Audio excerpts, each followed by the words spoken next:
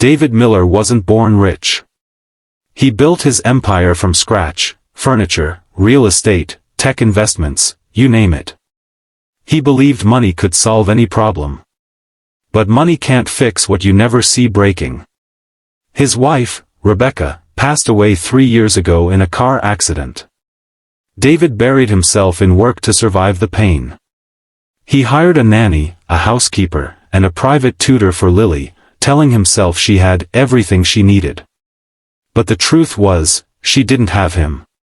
He traveled constantly, chasing deals, attending galas, and running a company that consumed his soul. He'd leave every Monday, come back late Fridays, sometimes not at all. Every time he called, Lily would say the same thing. "I miss you, Daddy." He'd answer, "I'll make it up to you, sweetheart." But he never really did. The return home.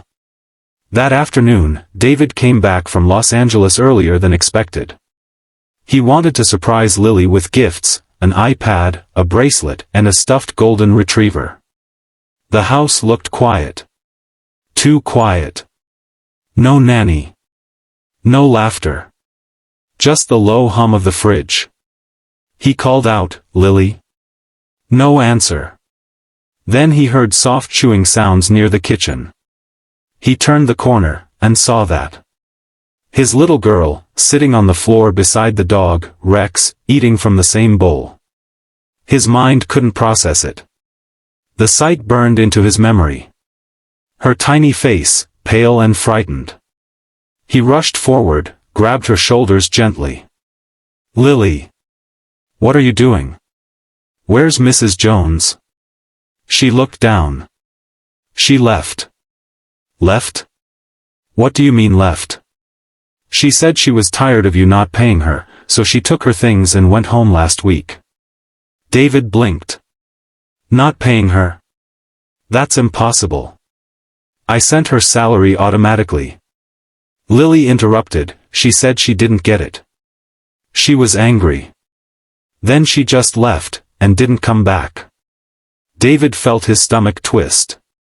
"And, what about the housekeeper? What about food?" Lily's lips trembled. "I tried to make noodles, but the stove scared me. Rex's food smelled, okay, so I just ate it." The guilt hits hard.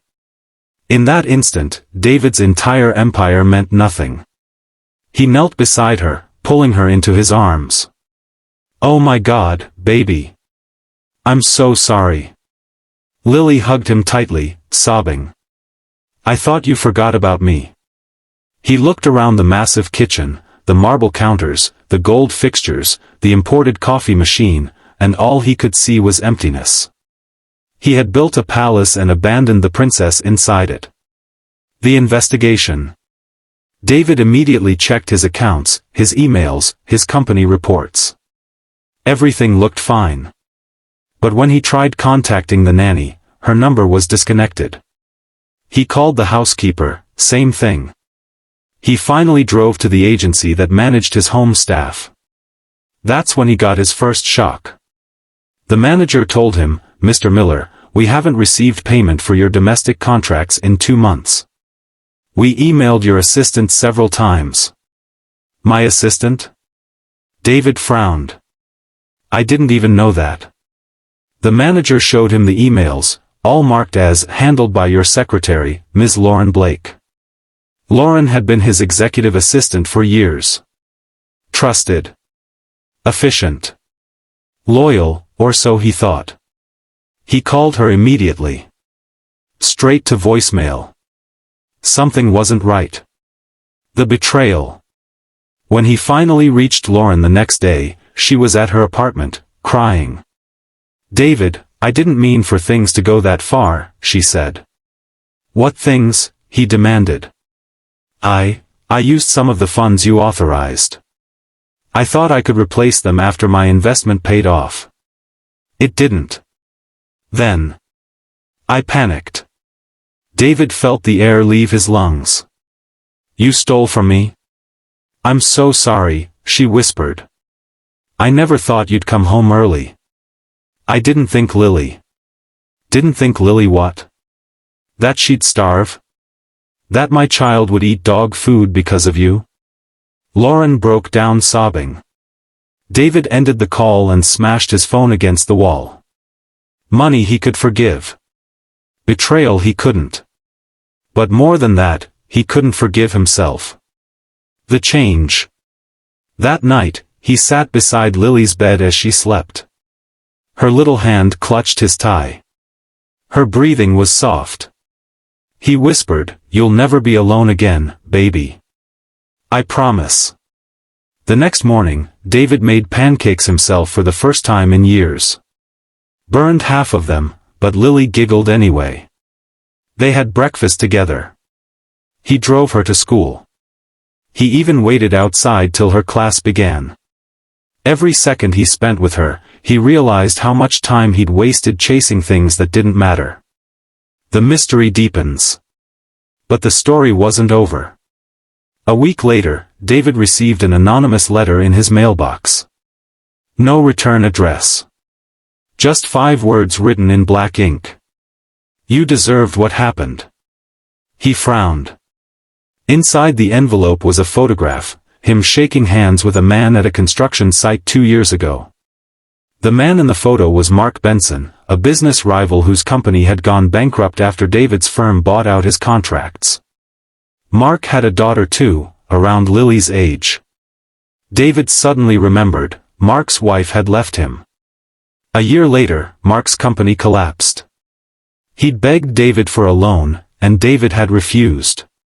That was the last time he'd heard of him. Now this letter. David's instincts screamed that this wasn't just theft, it was revenge. A father's fear. He called a private investigator, Tom Briggs, a gruff ex-cop with a sharp mind. Tom listened quietly, then said, "Mr. Miller, whoever sent that letter isn't done.